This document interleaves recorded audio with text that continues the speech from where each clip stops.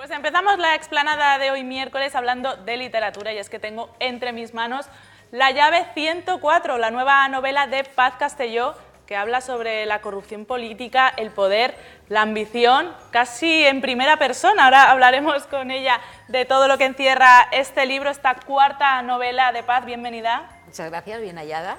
Encantada de tenerte aquí con nuevo trabajo. Y yo feliz de volver a visitar este plató contigo y hablar de una nueva historia literaria. Que ya sabes que yo te sigo desde tu nombre escrito en la puerta de un váter. Y yo a ti. Ah, bueno, qué bueno. Somos fans una de la otra. Soy fanática ya de tus novelas, de cómo escribes. Así que, pues con mucha ilusión de poder hablar de esta llave 104, que además me acabo de dar cuenta de que combina muy bien con nuestro plató. ¿Has visto? No sé si se puede apreciar en el plano. No es por nada, no es porque sea mi libro, pero oye, es una portada. Qué lucido es. Chulísima, ¿eh? Esto en cualquier estantería queda estupendo. Aquí lo tenemos, ahora, muy bien, La llave 104. Vamos a hablar de este libro para el que has cambiado de tema radicalmente con respecto a tus anteriores novelas. Bueno, yo es que prefiero ir cambiando de temática, gusta, ¿no? Me gusta ir cambiando de temática y que cada novela, en la medida de lo posible, porque siempre mantiene el estilo del autor, en este caso el mío, pero que sea una temática y una historia totalmente distinta a la anterior. Un poco, creo que los lectores se lo merecen, algo diferente. Pues mira, para empezar ya en todo lo alto la entrevista, te voy a recordar unas palabras tuyas, que son: me infiltré en un partido político para conocer desde dentro eso que llaman el aparato y poder escribir sobre ello. Es que esto del aparato, yo hasta el aparato de poder. Es que además hasta le encuentro como cierta connotación erótica, ¿no? Te lo iba a decir. ¿Verdad? Digo, es que el aparato, como, ¿no? Exacto. Era algo como... Suena como muy contundente. Y además muy abstracto, sobre todo, también, ¿no? Muy abstracto, porque esto del aparato que tanto decide y que tanto manda y que tanto condiciona... Es algo difuso, ¿verdad? ¿no? Es difuso, es etéreo, es indeterminado, ¿no? Y a mí me causaba cierto interés y sí, es verdad que he estado durante poco más de un año ya poniéndonos serios dentro de una organización política.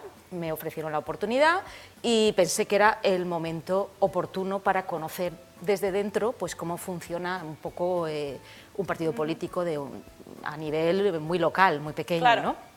Porque claro, es verdad que yo este año cumplo 30 años. Empecé joven, ¿eh? Empecé joven en el mundo de la comunicación, ya lo sabéis, aquí en Alicante, y siempre he tenido mucha relación en distintos ámbitos, pero también dentro de la política. Pero como espectadora, ¿no? En un segundo plano, como profesional independiente, como en segunda línea, como observadora, como digo. Y me parecía muy apasionante ver las cosas desde dentro, conocer las cosas desde dentro para luego poder entender y poder contar y transmitir algunas de ellas.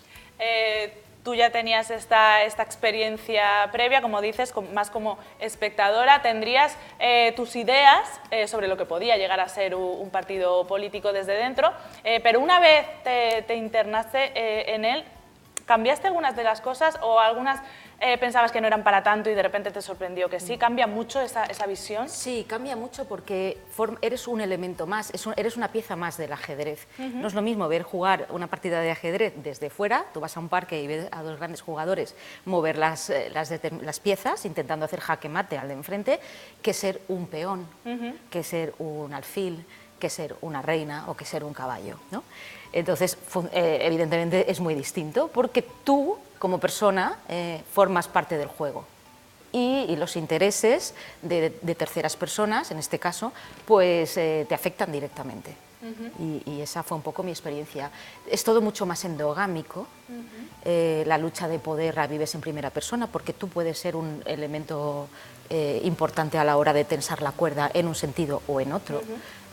A mí me tentaron en ir más allá dentro de la política y dije, bueno, me parece que ya me estoy metiendo en un berenjenal, que esto ya no, en este momento no quiero traspasar esa línea roja, pero desde el punto de vista literario me pareció muy interesante porque luego cuando tienes que transmitir algo a un lector, es fundamental haberlo vivido, sentido, sufrido en tus propias carnes, porque lo transmites de otra manera, lo escribes de otra manera.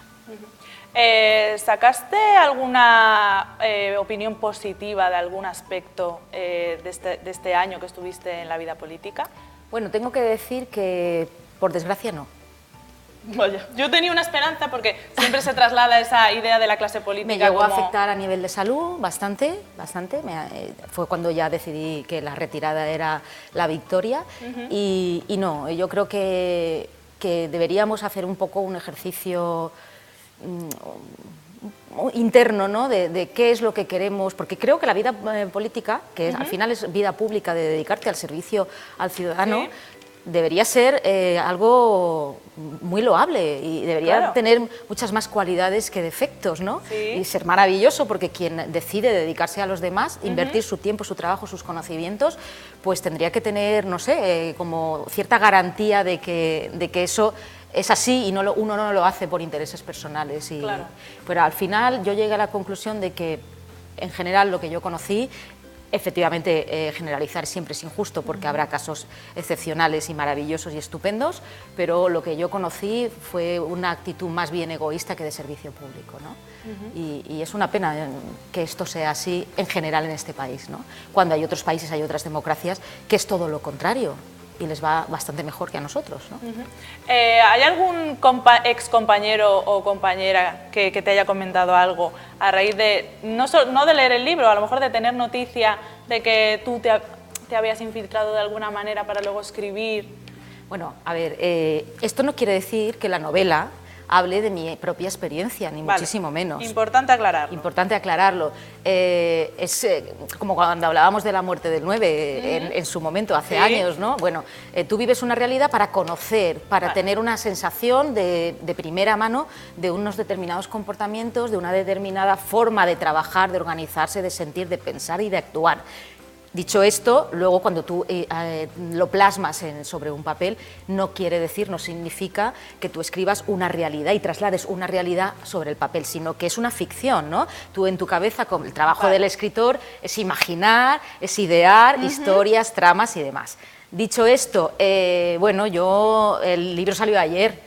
Sí, 7 de mayo. Vamos a darle un poquito de recorrido. Pero yo ¿no? sé que ese titular que hemos leído habrá puesto nerviosa a mucha gente. A mí no me ha dicho nadie nada. Bueno, no te han echado de ningún grupo de WhatsApp ni nada de esto. No, ya me marché yo. Pues eso es marcharte antes de que que te echen. Es que a veces es mejor irse mejor. antes de que te echen. Ya, la llave 104, y yo te preguntaba antes si hacía referencia a algo en concreto que se desvela dentro de la novela, porque yo sé que tú pones los títulos de una manera exquisita y pues con mucha intención también. Todo tiene intención, nada es por casualidad. La llave 104 efectivamente hace referencia, como su propio título indica, a una llave que está numerada y que en concreto es la 104 y que abre algo que esconde determinados secretos fundamentales para entender y desvelar el misterio de la novela. Y hasta ahí puedo contar. En este caso, yo te lo comentaba antes también, la realidad supera la ficción, ¿no? Muchas veces tenemos la impresión de que en películas, en series, sobre todo hay muchas series ahora de ambición política y demás, vemos cosas que nos pueden parecer exageradas, pero no. Vemos que el día a día a veces encierra cosas mucho más truculentas. Yo te aseguro que si yo escribiera de manera fidedigna circunstancias, hechos, o describiera personas que he conocido en la vida real, pues para empezar dirían, quienes corrigen las novelas y que los editores, quienes publican y demás, dirían, esto es inverosímil, esto no puede ser verdad. O sea, a veces hay que dulcificar un poco la realidad para que pueda ser creíble, y eso a mí me ha ocurrido. A mí me ha ocurrido que a lo mejor me han dicho, oye, pues esto que ocurre en tal novela que tú has puesto y tal, no sé yo si esto sería muy, pues, si yo te contara.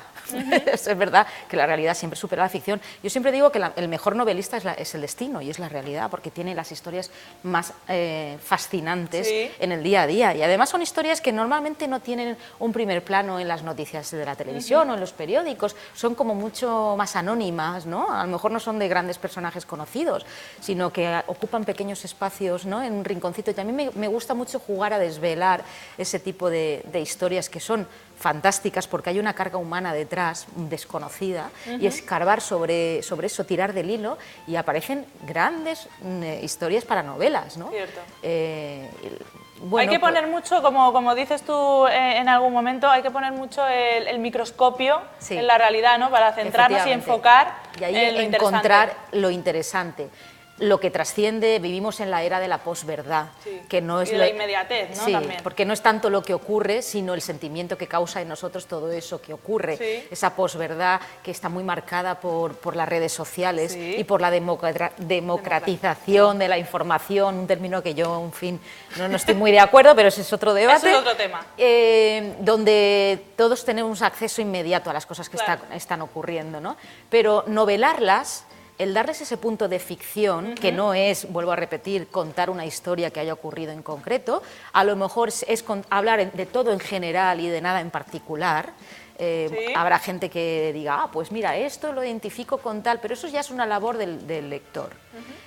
Yo como escritora he escrito sobre una realidad Sí. generalizada en formato ficción sobre un municipio que no existe en la vida real, que se llama Beniavert, costero de la costa levantina. A partir de ahí, pues el lector tiene que hacer un ejercicio de análisis, digamos, sobre esa ficción que yo cuento. Si a él le parece que hay algo de realidad, pues...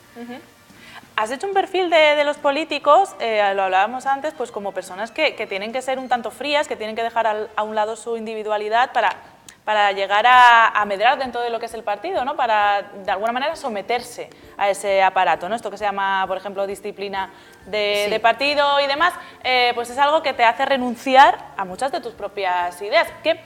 ¿Cómo? Porque tú analizarías, ¿no?, algunas de las personalidades, ¿cómo hacen para manejarse bien en ese entorno? ¿Hay que ser muy frío, tener la mente muy clara? ¿Qué conclusión has sacado en este sentido? Mira, yo creo que lo de la disciplina de partido realmente es un eufemismo para decir que no se puede tener un criterio personal propio si no coincide con eso que llaman el criterio del aparato. Volvemos a lo del aparato. Hay poca cabida para las individualidades dentro de un partido político, por no decirte que no hay ninguna. No se admite, hablo por mi experiencia, Sí, sí. no se admite el espíritu crítico, es decir, tienes que hacer y decir lo que hacen y dicen que tienes que hacer y decir, valga la redundancia y el juego de palabras, los que mandan. Los que mandan dentro del aparato normalmente no son las caras visibles, sino los que están detrás y mueven los hilos, ¿no? Entonces, en ese contexto que para mí, bajo mi punto de vista y mi personalidad, que bueno, pues ahí estoy escribiendo novelas diciendo cosas que a veces escuecen y molestan, Sí. y pues era algo a lo que yo no me podía doblegar, ¿no? Entonces hay que tener un carácter, digamos, más dócil, Sí. tal vez más egoísta, porque al final sacrificas tus principios por mantener un determinado puesto, y yo creo que esto no debería ser así. Por desgracia y por lo que yo he conocido es así, pero yo creo que no debería ser así. Yo creo que las personalidades fuertes, marcadas, que además dicen lo que piensan y lo que sienten con independencia de las circunstancias y de si eso le va a ser propicio o no, es un poco lo que al final, a lo largo de la historia, demuestra que son los auténticos líderes. Los auténticos líderes muchas veces han tenido que enfrentarse a mucha opinión pública en contra, pero el tiempo les ha ido dando la razón y los ha colocado donde merecen, ¿no?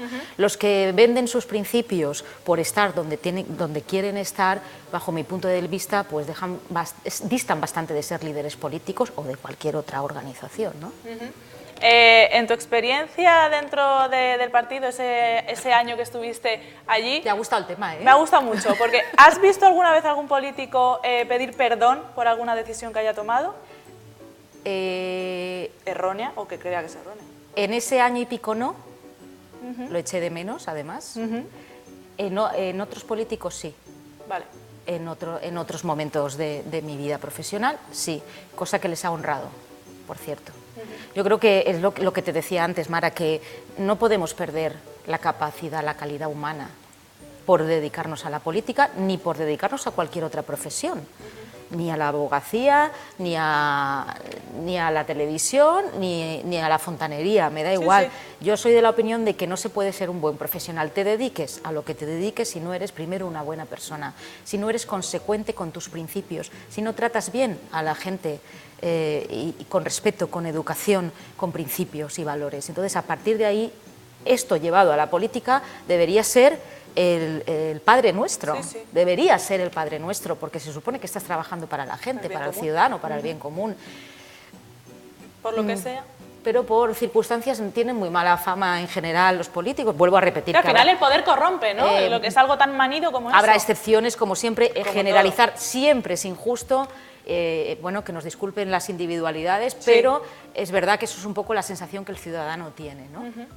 Y el poder corrompe, bueno, pues de esto va la novela 104, la llave 104, de poder, y además desde el punto de vista de la protagonista mujer, que Me es has leído la importante, mente. mujer, Hay dos mujeres. porque el poder es muy masculino. Exacto, con todo lo que ello implica, porque Sí. hemos visto además algunas declaraciones de alguna mujer política que dice, el próximo presidente del gobierno no queda mucho para que sea una mujer.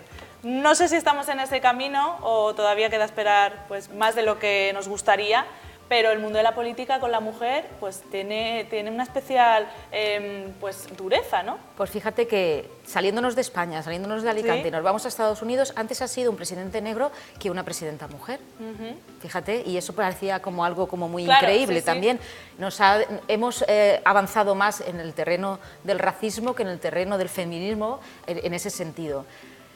Yo creo que es un mundo también, el de la política, muy masculinizado, cada vez menos afortunadamente, pero es un hándicap ser mujer todavía en política. Volvemos a las listas que tienen que ser paritarias, las listas cremallera, hombre-mujer. Yo en general lo de la discriminación las cuotas, positiva no. y las cuotas no me parece nada bien, porque yo creo que cada uno debe ser lo que sea dentro de su profesión y alcanzar el nivel que le corresponda por sus propios méritos, sea hombre o sea mujer. Sí que es verdad que todavía... Pocas veces sucede eso. Pocas veces sucede, pero el día que eso sea... Entonces, una realidad, habremos llegado a la igualdad. Ahora todavía tenemos que hacer esas concesiones con respecto a las mujeres y entonces a lo mejor también se nos queda por el camino algún hombre que sea muy válido, ¿no? Sí. Simplemente por poner a una mujer por el hecho de ser mujer, ¿no? Esto a lo mejor es políticamente incorrecto decirlo, pero las mujeres tenemos mucha capacidad, las mujeres tenemos ya las universidades están llenas de alumnas mujeres, son las que mejores calificaciones obtienen. Dentro de unos años estas mujeres llegarán y tenemos que crear una política social que les permita continuar ese camino que están iniciando ahora, ¿no? Y que no tengan obstáculos que les hagan renunciar, ¿no? Que eso es el verdadero problema para llegar a un puesto de responsabilidad. Pues viene la maternidad de por Sí. medio, la vida familiar, etcétera, etcétera, etcétera. Pero si nosotros eliminamos esos obstáculos y dejamos que la carrera, como si fuera una maratón, ¿no? Empezara un hombre y una mujer y que llegue el mejor, que llegue el que lo merece, tendríamos una verdadera igualdad, ¿no? Pero no porque hagamos Sí, pero las es que en el cuotas... camino de la mujer hay más obstáculos. que Claro, en el del eliminemos hombre. los obstáculos, pero no pongamos lo de las cuotas. A mí me parece Claro. que porque haga Es como falta, la que igualdad, efectivamente ya. hace falta, pero vamos a luchar por la brecha salarial, que no exista, vamos a luchar por la igualdad de oportunidades, vamos a hacer oír la voz de las mujeres, ¿no? Y bueno, pues entonces yo Todo esto se trata. en el libro, La llave 104, hablo de una mujer muy inteligente, muy hermosa y muy, muy ambiciosa, que un día pues, se encuentra en esa tela de araña que es el mundo de la política. Podría haber sido otro contexto, pero por su vida pues, se encuentra en ese mundo de la política, en un ayuntamiento local, de este municipio imaginario que se llama Beniaver, y bueno, la capta la política, porque la política te capta. Es un... Sí, es una tela de araña, ¿no? De Sí, alguna manera. te captan, ¿no? Te hacen sentir o te quieren hacer sentir como que tú eres la elegida, el elegido. Tú no Muchos puedes... se creen en el elegido. Sí, claro. Lo has dicho en masculino, ¿eh? Sí, porque ¿En quién es un estarías hombre, pensando? Es un hombre. No es como, bueno, yo es que quiero hacer política y entro y a lo mejor eres tú el elegido como partido porque yo te elija a ti por formar Claro. parte de este... Pero no le damos la vuelta a la tortilla, ¿no? Sino que la política te hacen sentir como que tú eres el gran elegido. Te dejamos Sí, entrar los cantos de sirena, ¿no? Sí, te dejamos entrar en nuestra organización, pero a partir de ahora harás lo que nosotros digamos y lo que nosotros pensemos y dirás lo que nosotros te digamos que tienes que decir, no lo que tú pienses, no lo que tú creas, ni lo que tú luches. Sí, ese aparato de poder que decíamos que unifica criterios y que homogeneiza, ¿no? A todo el que esté ahí dentro. Yo creo que más que homogeneizar, castra. Vaya, es una palabra más ilustrativa. Para lo de aparato... Sí, sí, por eso, que va, claro, va muy en consonancia. Pero censura, castra, yo creo. Tú bien sabrás que muchas de esas acciones que se toman no vienen por parte de la cúpula del partido, sino que hay otros intereses que están fuera de la política, y me refiero a empresas poderosas, por ejemplo, que también imponen sus propias reglas y los partidos están doblegados a ellas. Pero eso funciona más a nivel nacional. Cuanto mayor es el ámbito, más presiones recibe de cuestiones externas, como tú bien dices, pero cuanto más pequeño es la organización, es mucho más endogámico. Y se retroalimentan unos de otros, ¿no? Y ahí los intereses externos son muy limitados, por no decirte nulos. Te has, en esta ocasión, en esta novela, el ámbito político, es que tú haces periodismo kamikaze, escritura kamikaze. No sé qué te queda, otro sector del que hablamos era el Vaticano ya. Sí, bueno, me preguntaban una vez... ¿dónde te gustaría infiltrarte? Bueno, un poco en broma, ¿no? ¿Dónde te gustaría, bueno, en broma o en serio? Bueno, ¿Dónde te gustaría infiltrarte para escribir? Digo, hombre, me apasionaría y sería un sueño hecho realidad infiltrarme una temporadita en el Vaticano, lo que pudiera soportar, porque no parece... yo lo de estar muy controlada no es una cosa que me vaya muy bien, no, Pero bueno, lo que pasa que ahí lo veo un poquito difícil, ¿no? Pero bueno, oye, nunca se sabe, a lo mejor en un ámbito un poquito más... Si veis que me pierdo una temporada, a lo mejor ahí, estoy de monja de clausura. O si no, mira, tú que tienes formación jurídica, sabes que el mundo de la justicia también daría para hablar mucho, de la judicatura en concreto y de ciertos organismos, también darían para una novela. Lo he tratado en algún libro, en el 18 meses y un día, hablo un poco del sistema judicial también. Lo que me voy a tener es que ir de este país a este paso, porque... No te van a invitar ya a ninguna cena, porque a no, ninguna pero tú luego cena, no lo ni a cuentas. ningún trabajo, ni a nada, pero bueno, no pasa nada. Es importante, que lo he pensado antes, claro que con los años, tú imagínate que recapacitas y dices, ay, pues ahora sí que me apetece meterme en un partido político que me representa y demás. Bueno. Tú tienes muy clara, bueno, yo creo que si no, no hubieras lanzado este libro, tienes muy claro que la experiencia política llegó donde llegó y que mucho tendrían que cambiar las cosas para que tú decidieras volver. Nunca se sabe, porque al final los partidos lo forman las personas. Y la política, al final, es así, y es una realidad. Y en función de qué personas tuviera alrededor, pues nunca se sabe, ¿no? Yo lo del servicio público es algo que creo que hago en otra parcela, ¿no? Me gusta... Incluso si no la política, pues por ejemplo las organizaciones, las ONGs, el voluntariado, ¿no? Como una forma muy interesante de poner tu granito de arena. Pero bueno, de este agua no beberé, eso nunca se puede decir. Y este cura no es mi padre, hablando del Vaticano. Padre, ¿no? Yo eso sí, advierto que soy muy crítica. A mí lo del aparato, no sé yo, si el aparato que no funciona... No, pues no, no merece la pena. ¿Dónde podemos conseguir el libro que salió ayer, día 7 de mayo? Y que bueno, ya está disponible, ¿no? Sí, ya está disponible en todas las librerías. No sé si habrá llegado ya físicamente a todas, yo creo que sí, pero bueno, si no lo podéis pedir. A ver si hay una mano negra que no quiere que llegue, ¿te imaginas? Bueno, ahora pues si no creo.